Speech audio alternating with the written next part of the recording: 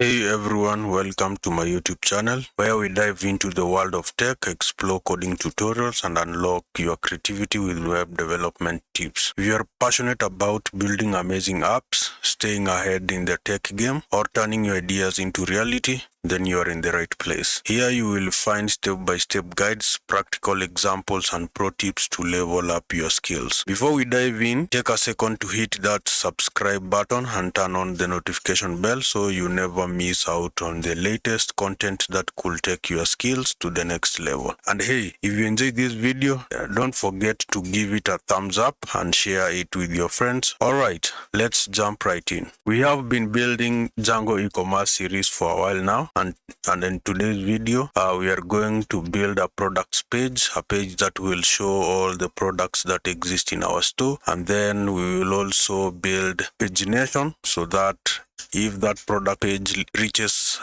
shows a certain amount of products, certain number of products, then it shows that pagination to allow the user to keep on browsing for the products. So without further ado, before we dive in, so let's see what we have managed to build so far. So this is what we have been building. We managed to create a sign-in system. If you missed this, please go back and check for previous episodes. We managed to create this user authentication. We also managed to create user authentication that you can log in with. So today we are going to create a product page. So let's dive in. So what we want to do, first of all, we want to open our templates and go to our includes, and on the navbar, I want to add at the navbar right here, I want to add another link called product so that when the user clicks on that product link, he is directed to the products page. At the top, we are going to add that. So let me scroll down then till, so we have home here. So I'm going to copy this and then paste it just below there and change, let me delete this link href, and then let me change this home to products.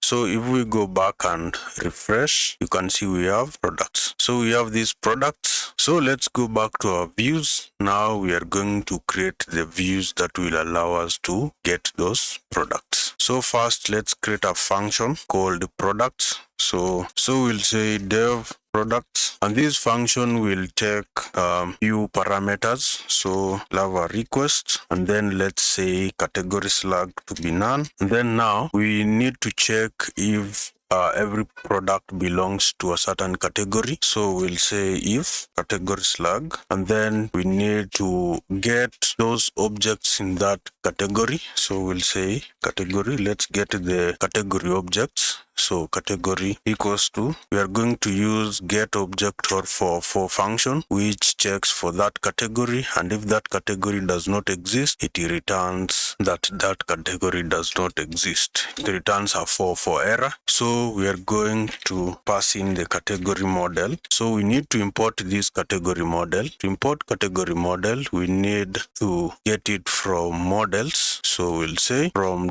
.models import category. So we pass in that category model, and then we also need to pass in the slug. So we'll say slug equals to category slug.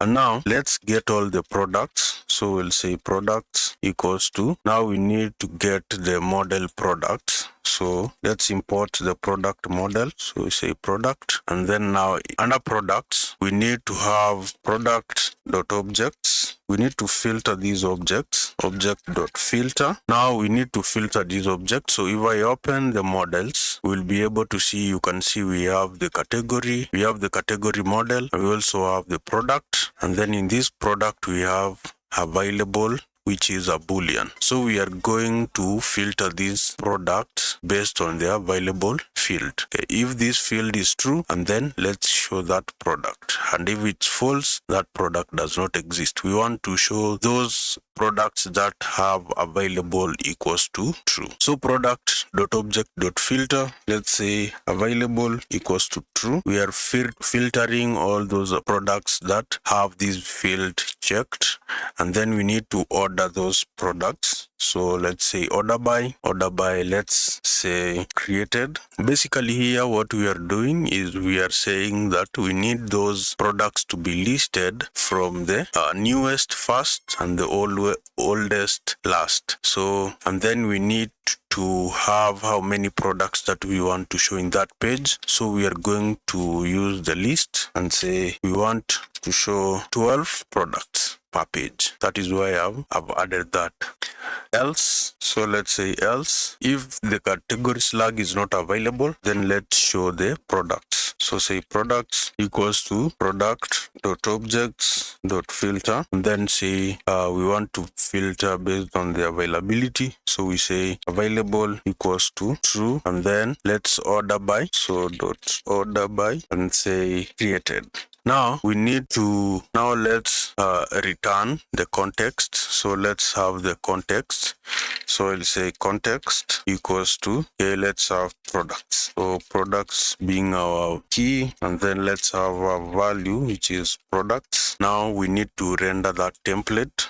So return render text request, and then we need to specify the product, the template name. So products, and then the template name will be products.html, and then we need to pass our dictionary context. So we pass in the context. So there is something that I have forgotten here. On the products, we want to filter them based on the availability and as well based on the category. So I'm going to pass in the category as well. So I'm going to say here inside the filter function, we are going to add category equals to category. So we are filtering this if category slug is true, and if not, then we use this. So let's create this template. So let's go to our templates. Inside our templates, so inside our templates, let's move to products. Now we need to create this products.html template. So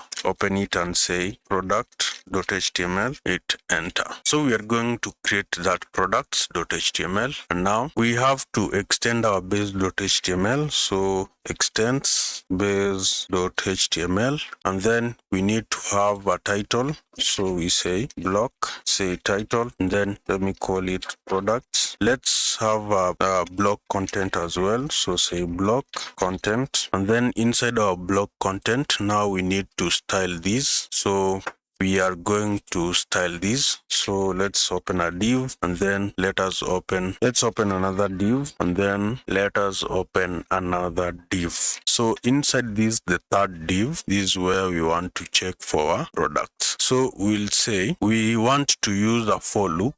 So we'll say for product, we use Ginger. So we say for product in products. Okay, so we need to close this for loop and say end for, and then we need to open I want to enclose this card inside a href. So I'll say href, okay, and then I will pass in the product link, which is remember in our products we are using absolute URL. So I'm going to pass in this as our link. So I'm going to say open double curly braces and then say product dot get absolute URL. So basically what I'm trying to do is I want to make the entire card of the product. Even if you click on the image, that product is opened. Okay, so inside that I want to have another div, and inside that div I will have another div, and now inside this div I'll have an image. Remember the product as an image, and src will be double curly braces and say product.image.url, and then the alternative name we will pass in the product name. So it will be product name, and then that is it for this div. Then let's open another div which will contain the product details. So we'll say div, and inside this div let's have a h3 that will contain the product name. So open curly braces and say product name, and below that product name let's have the price. So let me say h4, and then let's have the product price. So we start with a $, and then say product dot price. So product dot price, and then that is it. Now we need to create the URLs for the product. So let's go back to the product app and to urls.py. Above here, we need to create another path, say path, and then let's have a comma at the end, and then inside that path open up quotation and say products. Okay, and then now let's pass in the views. So we say views dot products, and then let's give it a name and say name equals to products. So let's go to our navbar under this link that we created here and say remember we created these products href. So here we need to add that URL and say URL products. Now let's go to our browser and see. Let me refresh. Okay, something is wrong. Let's go to here. Say let's refresh the server. Everything is running. Let's go to our browser, refresh. We have home, products,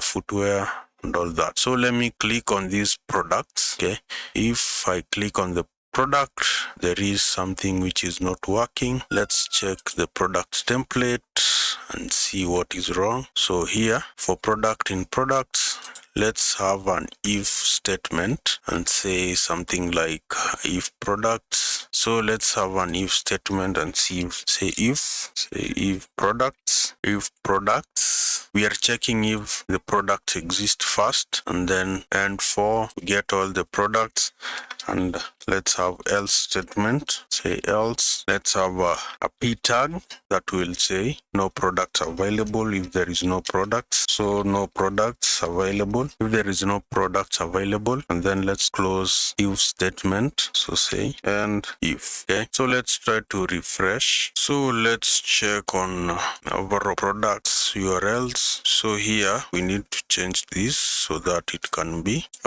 let's change this to store. Okay, store. Let me restart the server. Yes. So the issue is here. I opened this double, I forgot to close right there. So that is where the issue was. So let's try again. So if let me open another one, say localhost. We have that, and if I click on products, you can see we have the list of our products. So let's style this so that it can look more professional. So let's style that. Let's go back to our products template. Close this. So let's style our product template. Let's start with the first div. So we'll say, remember we are styling these templates using Tailwind CSS, so we are going to use Tailwind classes. So let's say class, and let's have a background of gray, say gray, let's say 50, and then let's have a padding of x-axis of 4, and then padding of y-axis of 8, and then let's have a font family of sans. Okay, let's move to the second div. Let's have our classes, styling classes of Tailwind.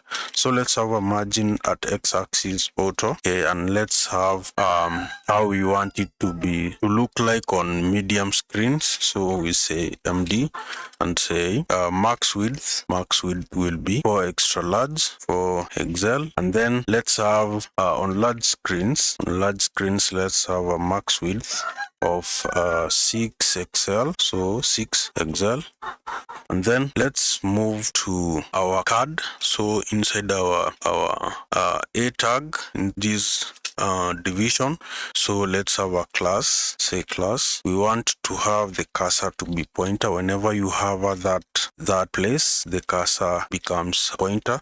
So let's say cursor pointer, and then let's have a rounded MD, the edges. Let's have edges rounded mediumly. Okay, and then let's have a background of white. So we say background white, and then let's have a padding all round of 3 pixel, and let's have a shadow of that card to be small. Okay, we also need to add a transition all, say transition, say all, transition all, and then let's add a hover effect. So say hover, we want it to scale.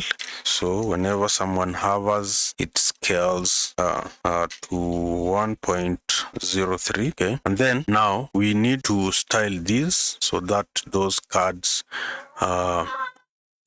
be on a grid, so we are going to use grid system. So class, say grid, and then we want to have grid calls of 2, on smaller screens, and then let's have a gap of 4, and then on smaller screens, say sm smaller screens, let's have grid calls of 3, and then on medium screens, let's have grid calls or 4. We need to have 4 columns, and then on large screens, so let's say LG, we need to have grid calls of 6. Okay, so grid calls of 6, and then let's style this image. So far, let's see what we have done. Refresh. You can see when you hover, there is that scaling effect. You can see scaling effect is there. And then now let's style the image. So the image, let's have a class, and then so the class, let's have a aspect.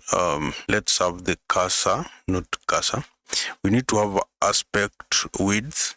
So let's say aspect width of 16, and then let's have aspect height of 8, and then let's have margin x-axis to be auto, and then let's have a height of 130 pixels, and then width to be full. Let's have an overflow to be hidden. Okay, so let's refresh and see. Okay, now it looks a little bit better. Now let's move on to the image itself. So the image, let's style the image, say class. Let's have an MX auto, and then let it be block, okay, and then height will be full so that it can cover the aspect. And then let's say width to be 5 by 6, and then let's have object contain. So let's see what we have done. You can see the image has become smaller a little bit. And then now let's move on to the last div, which contains the product details like name and price. So we'll have class equals to, let's have a margin top of 4, and then let's have a text center, and then h3, let's style the product name. So let's say class equals to, we want that text to be small and as well centered. So text center, we have centered the text, and then let's style not this. So this text small, text center. We don't need to have this center again since the div has centered everything in it. So what we want to have here, let's say font to be bold, say font to be bold, and then let's have a text gray, say gray 800, and then now let's style the price. So we'll have a class which have a margin top of 2, and then we'll have a text to be at base, and then let's have a font to be bold, font to be bold, and then let's have a text color of blue. So text be blue 600. Okay, so let's refresh and see. We refresh, we have this. Okay, so we have home. If the user wants to check all the products that are available in our store, you can click products and is directed to this page. Let's see the responsiveness of this page. So let's inspect. Okay, so this is for mobile phones, and then let me scale it and see. So if we scale, you can see it is quite responsive, very responsive. Okay, very responsive. So that is it for this video. In the next video, we are going to do pagination of this page, whereby we will only show 12 products, and if the products are more than 12, the pagination is being created. Thank you for watching this video. Please consider subscribing to this channel and also turning on notification so that you don't miss any video that I upload. So bye bye, see you in the next video.